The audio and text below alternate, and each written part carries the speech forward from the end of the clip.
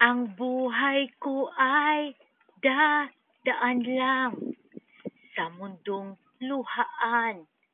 Pinanganak, nagkaisip, at natutong lumakad. Nag-aral at nangarap, nagtiwala at niloko, lumalaban at hinusgahan. Paghihirap ay dinanas, bumabangon sa lakas ng Diyos.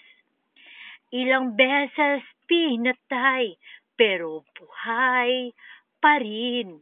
Kaya patuloy ang laban. Sa natitirang buhay ko, maikling maikli, pero iyan ang totoo. Kailangan tripling tapang.